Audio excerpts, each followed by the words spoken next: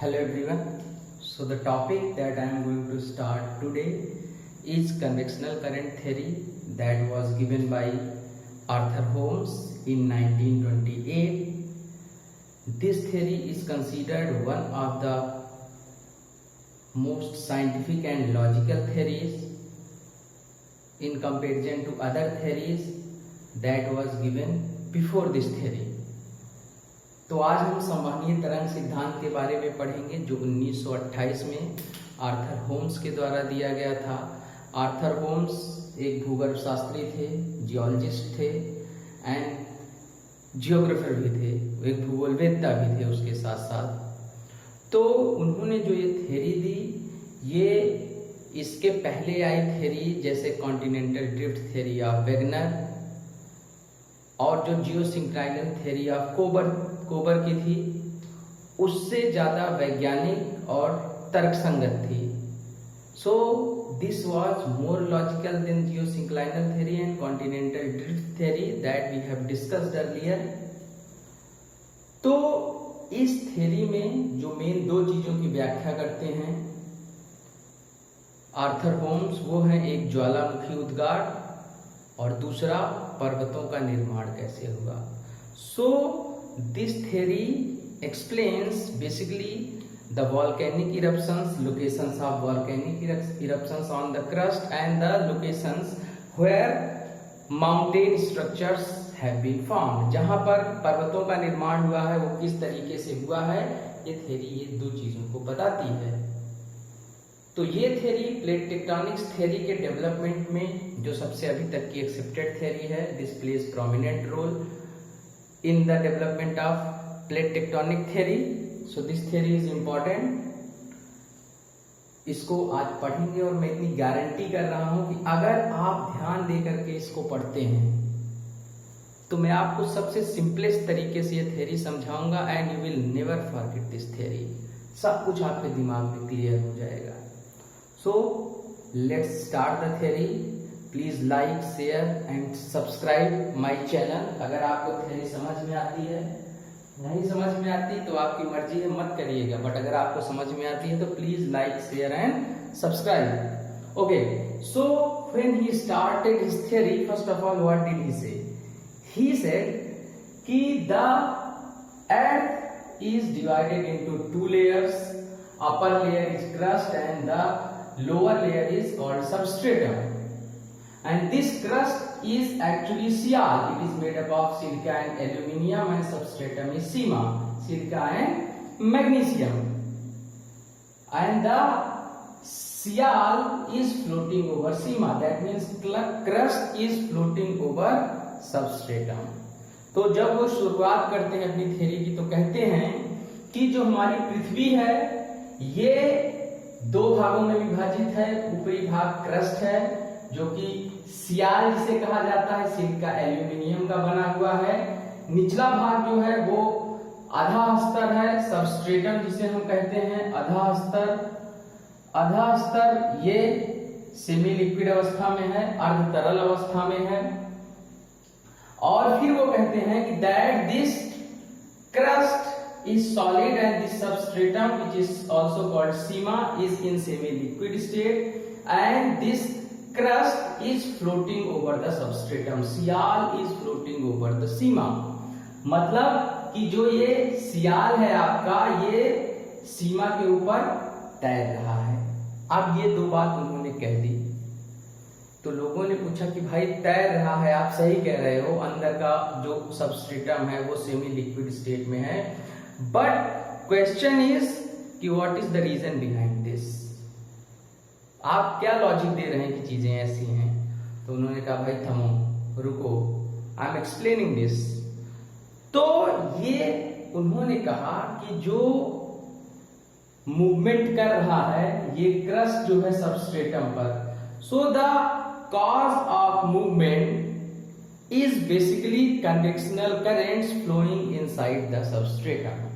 उन्होंने कहा जो मूवमेंट हो रहा है, जो क्रस्ट तैर करके सबस्ट्रेटम पर गति कर रहा है, उसका जो मुख्य कारण है वो है अंदर जनरेट होने वाली कन्वेक्शनल करंट, संवहनीय तरंगें, जो कि यहाँ जो मैग्नेटिक मटेरियल है इसे कॉन्टिनेंट जो प्लेट टेक्टोनिक्स की थ्योरी है एस्थेनोस्फीयर कहती है, वहां पर मैग्नेटिक मटेरियल है। उसी तरीके से उन्होंने कहा सबस्ट्रेटम में मैग्नेटिक मटेरियल है, अर्धतरल मैग्मा पदार्थ हैं। तो उन्होंने कहा कि उन मैग्मा पदार्थ में कन्वेक्शनल करंट संवहनीय धाराएं जनरेट होती हैं। Because of the generation of convectional current inside the magnetic material, जो मॉलिक्यूल्स हैं मैग्नेटिक मटेरियल के वो क्या करते हैं, वो एक जगह से दूसरी जगह ट्रेवल करते हैं और इससे क्या होता है कि कन्वेक्शनल करंट जो होती है वो जनरेट होती है। अंदर रेडियो एक्टिव मटेरियल प्रेजेंट है and because of the disintegration of radio active material heat generate inside and the heat radiates या हीट ट्रांसफर होती है नीचे से ऊपर की तरफ और इस तरह से संवहनीय तरंगे अंदर चलती हैं, कन्वेक्शनल करंट्स चलती हैं और उन्हीं कन्वेक्शनल करंट्स के कारण से बहुत सारे मूवमेंट जो होते हैं वो होते हैं। तो अब मूवमेंट जो होते हैं उसमें उन्होंने फ्लोटिंग बताया, कन्वर्जेंस बताया, डाइवर्जेंस बताया, ये सारी चीजें उन्होंने बताया। तो अब हम जो है वो समझ चुके हैं कि मेन रीजन जो है वो मूवमेंट का वो है convectional current. Now what are the convectional currents? Convection एक प्रोसेस होता है हीट को ट्रांसफर करने का जो कि वर्टिकल होता है। वर्टिकल हीट ट्रांसफर होता है, कोई भी जो द्रव या गैस होती है उसमें हीट को ट्रांसफर करने के लिए सीधे नीचे से वर्टिकल करंट्स चलती हैं जिनको कन्वेक्शनल करंट बोलते हैं। So convection is a process associated with the transfer of heat vertically in liquid और गैसियस मीडियम। कन्वेक्शन जो है वो लिक्विड मीडियम में भी होता है और आप जब भी कन्वेक्शनल रेनफॉल पढ़ेंगे उसमें भी प्रोसेस ऑफ कन्वेक्शन पढ़ेंगे। तो यहाँ पर उन्होंने कहा कि जो नीचे ऊपर ये क्रस्ट है इस पर आप देखिएगा, ये मैंने ये क्रस्टल पार्ट बनाया हुआ है और ये एस्थेनोस्फेरिक मटेरियल है where convectional currents are rising and falling. तो उन्होंने ये कहा कि जो संवहनीय तरंगे हैं वो कंटिन्यूअसली राइज होती हैं, मतलब वर्टिकल चलती हैं, हॉरिजॉन्टल भी होती हैं और फिर उनका फॉलिंग कॉलम होता है, फिर वर्टिकल नीचे की तरफ चलती हैं, मतलब कन्वेक्शनल करंट नीचे जाती हैं और ऊपर जाती हैं। So the currents that generate move vertically upwards and downwards. और ये जो कन्वेक्शनल करंट ऊपर जाती हैं, ऊपर जाने के बाद क्या होता है कि ये फिर बाइफर्केट होती हैं या आप कह सकते हो हॉरिजॉन्टल मूवमेंट करती हैं। हॉरिजॉन्टल मूवमेंट करने के बाद जो है वो फिर ये नीचे की तरफ आकर के गिरती हैं। तो ये जहां पर ऊपर उठती हैं, जहां पर नीचे गिरती हैं, the places where these rise and the places where these fall are very important in this theory. उन्होंने इस थ्योरी में ये दो चीजों को बहुत महत्वपूर्ण बताया।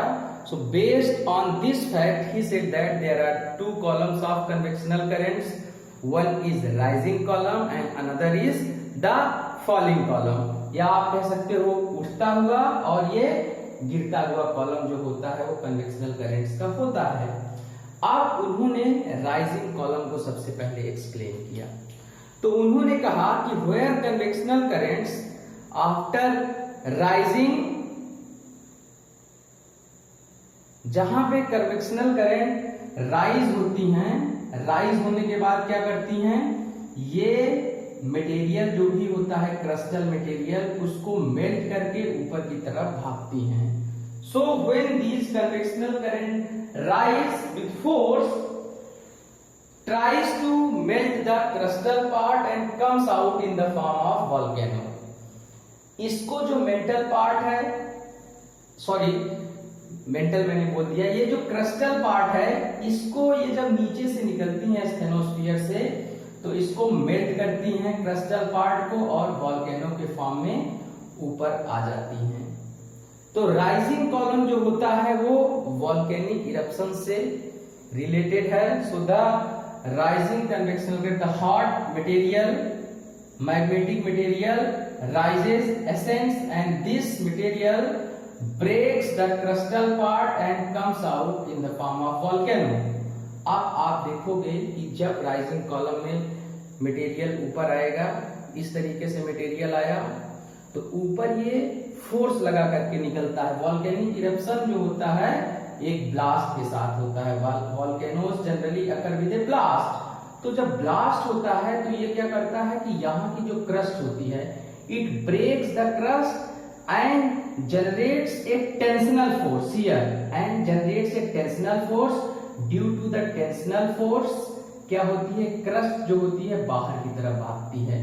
The crust breaks and it diverges, ये डाइवर्ज होती है, यहां पर आकर के ये डिपॉजिट होगा। जैसे मिड ओशनिक रीज जो मिड एटलांटिक रीज है वहां पे मटेरियल डिपॉजिट हो रहा है। So material in the mid Atlantic ridge is depositing similarly, इसी तरीके से हो रहा है।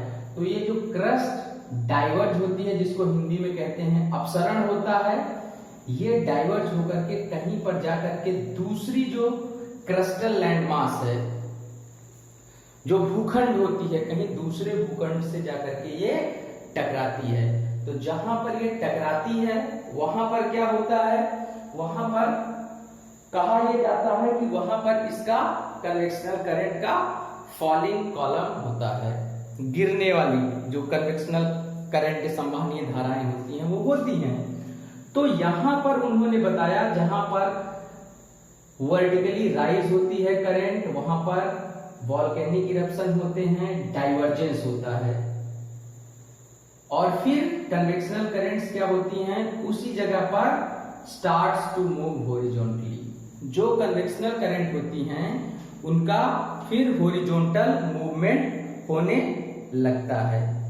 अब उसके बाद हम यहाँ पर देखेंगे, जब हॉरिजॉन्टल मूवमेंट होने के बाद यहाँ पर ये सेपरेट हो रही हैं, डाइवर्ज हो रही हैं। तो जहां पर कन्वेक्शनल करंट डाइवर्ज हो रही है वहां पर डाइवर्जिंग मार्जिन्स हैं, डाइवर्जेंस हो रहा है। और जहां पर फिर ये आती है इधर and it converges with the another convectional current, जब दूसरी कन्वेक्शनल संवहनीय धारा से ये मिलती है तो यहाँ पर ऊपर ही आकर के दो लैंडमास, क्रस्टल लैंडमास जो है वो कन्वर्ज हो रहे हैं। So the two crustal landmasses are converging here around the falling column. So when two land masses converge together,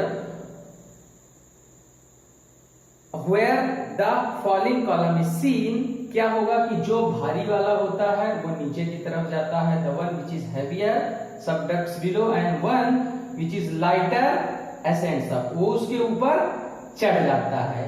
और यहीं पर क्या होता है कि जियोसिंक्लाइन्स का फॉर्मेशन होता है। Means geosyncline formed at this place where falling column is seen, जहां पर गिरता हुआ कॉलम संवहनीय धाराओं का देखा जाता है, वहीं पर कन्वर्जेंस होता है या कह सकते हैं अभिसरण होता है।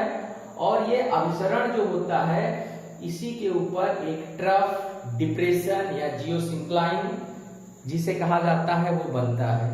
Now what is the concept of geosyncline? Geosyncline जो होते हैं ये बहुत ही इंपॉर्टेंट हैं, ये हॉग एंड डाना के द्वारा दिए गए हैं। एग्जाम में पूछा जाता है, the concept was given by Haug and Dana. So geosynclines are actually long trough in the surface where sediments deposit. ये जो सरफेस होती है वहां पर एक ट्रफ की भांति होते हैं, एक डिप्रेशन की भांति, एक धसाव की भांति होते हैं, जहां पर चारों तरफ से नदियां ला करके अपना सेडिमेंट जो अवसाद होता है अपने अवसाद को डालती हैं। रिवर्स जो होती हैं वो जियोसिंक्लाइन में अपने अवसाद को डालती हैं। जब कन्वर्जेंस होने के बाद जियोसिंक्लाइन का फॉर्मेशन होता है, या जिसको भूसन्नति कहते हैं। भूसन्नत के आधार पर कोबर की थ्योरी भी है, जियोसिंक्लाइनल थ्योरी। तो उन्होंने बताया कि जहां पे डाइवर्जेंस होता है वहां पे वॉल्केनिक इरप्शन होता है, जहां पर कन्वर्जेंस होता है वहां पर जियोसिंक्लाइन का फॉर्मेशन होता है। जियोसिंक्लाइन्स आर क्रेडल ऑफ माउंटेन्स। जो भूसन्नतियां हैं वो पर्वतों का पालना है। ऐसा कोबर ने कहा था, और उन्होंने भी कहा कि इन्हीं जियोसिंक्लाइंस पे माउंटेन का फॉर्मेशन होता है, because after the geosyncline is form the reverse from outer areas starts to deposit their material inside the geosyncline, and slowly जो जियोसिंक्लाइन होती है इसका मटेरियल जो होता है जब लगातार आता रहता है यहाँ पर, तो यहाँ पर सेडिमेंट जमा होते हैं। इसकी जो बेस होती है ये वीक होती है, पतली होती है। The base of geosyncline is thinner and it gets heavier along with the sedimentation। ये भारी होती जाती है, बेस जो होती है अवसादों के आने के साथ में। आप ऐसे देखो कि अवसाद यहाँ पर आते हैं, ऐसे डिपोजिट होते रहते हैं, ये नीचे की तरफ ऐसे दबती जाती है, यहाँ पर फोर्स लगातार नीचे की तरफ लगता रहता है। एंड आफ्टर ए टाइम क्या होता है, इसकी बेस जो होती है वो ब्रेक हो जाती है, और इस तरफ से स्ट्रॉन्ग कंप्रेसिव फोर्सेस काम करते हैं। The strong compressive forces, lateral compression होता है, कंप्रेसिव फोर्सेस काम करते हैं, और इन्हीं कंप्रेसिव फोर्सेस के कारण से क्या होता है, ये दोनों एक दूसरे के पास आते हैं बेस टूटने के बाद, और यहाँ पर फोल्डिंग का प्रोसेस जो है वो हो जाता है। तो उन्होंने ये बताया कि जियोसिंक्लाइन जो होती हैं वो फोल्डेड माउंटेन सिस्टम्स जो होते हैं उनका पालना होती हैं। उसको उन्होंने 3 स्टेजेस में एक्सप्लेन किया। So that will see what the 3 stages he explained in his, what he explains next in his theory is about the converging land masses। मैंने कहा जहां पर नीचे की तरफ जाती हैं कन्वेक्शनल करंट्स, ऐसे नीचे की तरफ मूव करती हैं, वहां पर जियोसिंक्लाइन का फॉर्मेशन होता है। So geosynclines are basically trough like structures on the surface where sedimentation takes place. These are characterized by sedimentation and subsidence।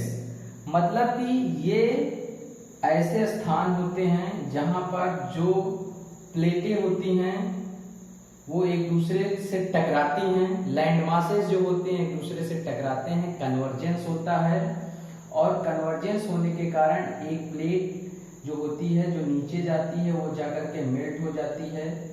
इसका melted material after it breaks down and it means ये break होती है और ये जाकर के substratum में धंस जाती है।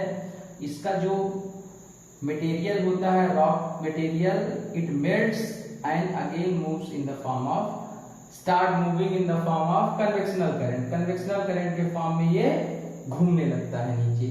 तो यहीं पर जियोसिंक्लाइन का फॉर्मेशन होता है। Geosynclines are found along the converging land masses।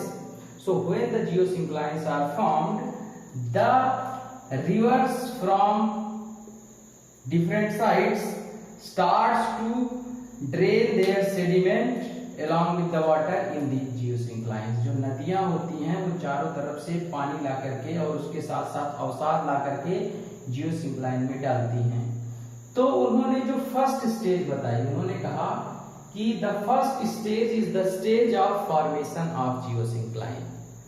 What happens where these falling columns are seen? Generally geosynclines form on the crust पर जो भूसन्नतियां हैं जियोसिंक्लाइंस हैं उनका फॉर्मेशन होता है। उस समय नीचे से जो मटेरियल आता है ऊपर, और जो यहाँ पर नीचे हॉट मटेरियल रहता है ये ऊपर आता है, और जहां पे जियोसिंक्लाइन फॉर्मेशन होता है फॉलिंग कॉलम में, so the material here is generally cold material. ठंडा जो सेमी लिक्विड मटेरियल तरल पदार्थ होता है वो ऊपर उस समय आया रहता है और इसका फॉर्मेशन होता है जियोसिंक्लाइन का। So first stage is actually the stage of geosyncline formation. It takes very long time, ये बहुत लंबा समय लेता है, और इसमें कन्वर्जेंस जो है वो प्लेट्स का होता है, ये सारी चीजें होती है। फिर और यहां पर ऊपर की तरफ जो कोल्ड मटेरियल होता है उसका फ्लो होता है, मतलब मटेरियल नीचे से आकर के ऊपर कोल्ड होता है और कोल्ड मटेरियल नीचे की तरफ जाना स्टार्ट करता है। फिर सेकेंड स्टेज वो बताते हैं।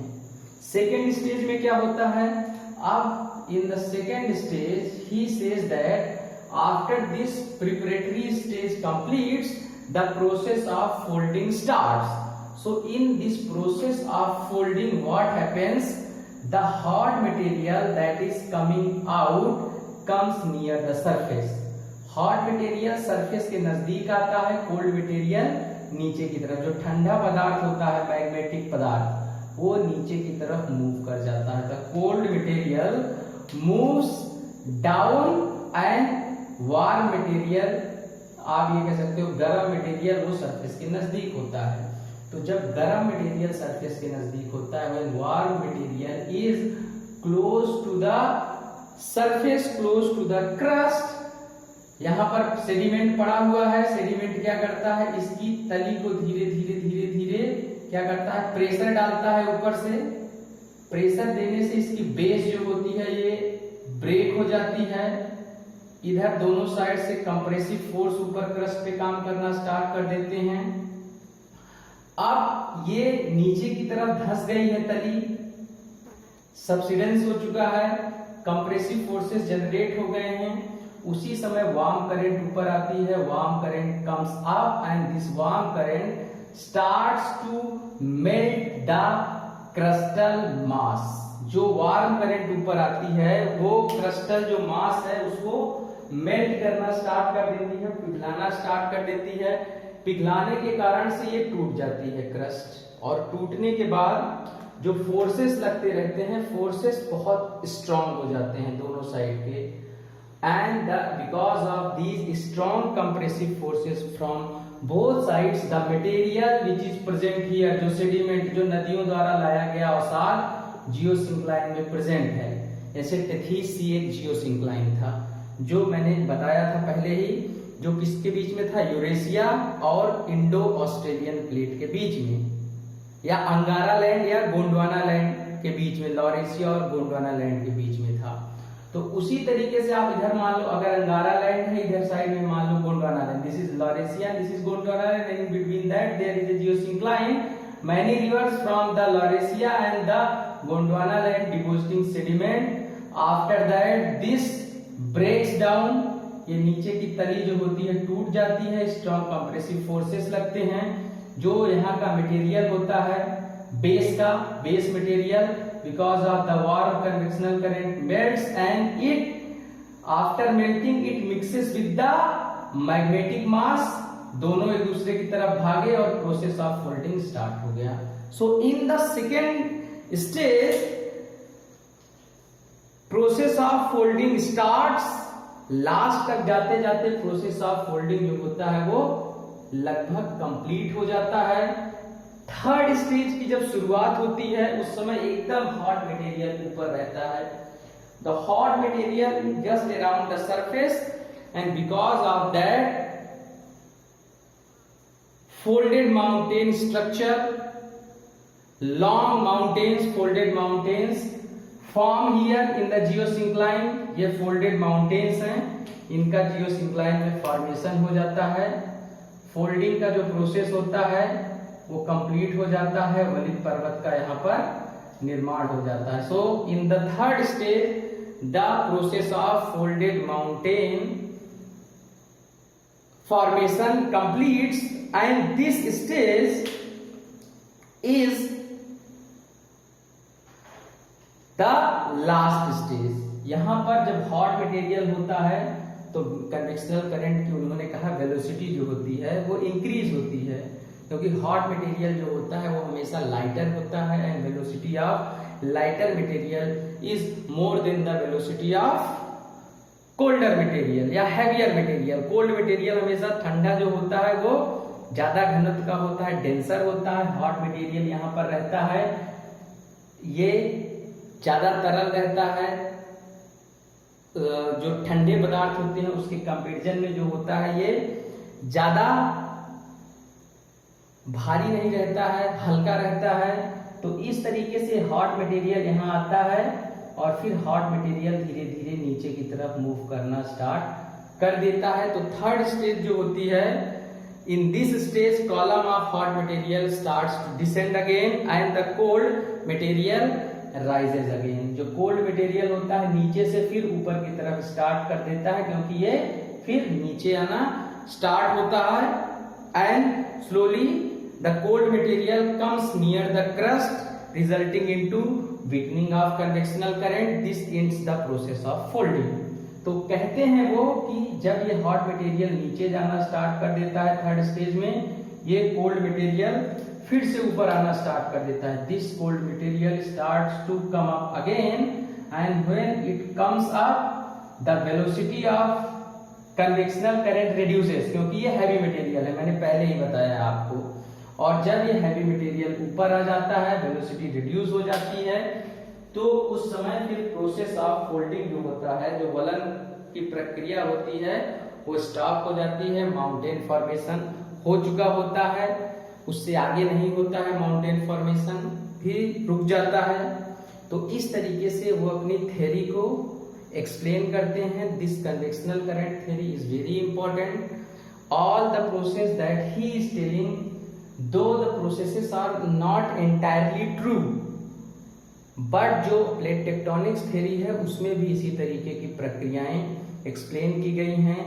Asthenosphere is the layer, I have already told you, which is on that between 100 to 200 kilometre where magnetic material is flowing. जो मैग्नेटिक मटेरियल है कन्वेक्शनल करंट के फॉर्म में चल रहा है, यही क्रस्ट को तोड़ करके ऊपर वोल्केनो के फॉर्म में आता है।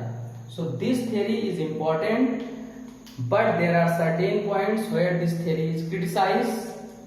कुछ जगहों पर यह थ्योरी क्रिटिसाइज की जाती है, जैसे क्या है कि जो उन्होंने राइजिंग फॉलिंग कॉलम की बात करी, जो उन्होंने लेटरल कंप्रेशन की बात करी, जो कन्वेक्शनल करंट की बात करी, all these concepts are quite doubtful. ऐसे कोई पुख्ता एविडेंस नहीं है कि कन्वेक्शनल करंट ऊपर उठती हैं, कॉलम में मूव करती हैं साइड में हॉरिजॉन्टल और फिर उसके बाद नीचे गिर जाती हैं। So this concept is doubtful. And एक जो सबसे बड़ा क्वेश्चन है कि ये जो पूरी प्रक्रिया होती है वो कुछ कुछ ही प्लेसेस पे क्यों होती है, जैसे मिड ओशनिक रिज पे ही क्यों होती है, या आप कह सकते हो मार्जिन्स पे ही क्यों होती है, और जगहों पर क्यों नहीं होती है। तो जो है वो ये सारी चीजें, these are the points where he is criticised and he is also criticised based on the kind of material that he is telling. जो मटेरियल की व्याख्या कर रहे हैं कि कोल्ड और हॉट मटेरियल है, ये भी थोड़ा सा जो है वो बहुत ही मेसी लगता है, बहुत ही डाउटफुल लगता है कि क्या एक्चुअली ऐसा है कोल्ड मटेरियल या hot material. Generally plate tectonics यही कहती है the hot material is existing inside and it is moving. So these are the important points where he is criticised, but overall this theory is very important. आपको इस theory को पढ़ना है, ये GS के लिए भी इंपॉर्टेंट है। This theory is also important for UGC net exam. Convectional current theory किसने दी, what are the stages that he is telling, so all that you have to study, please study, ठीक है ना, formulate your study strategy and study according to that, तभी आपको success मिलेगी। Good luck, thank you very much.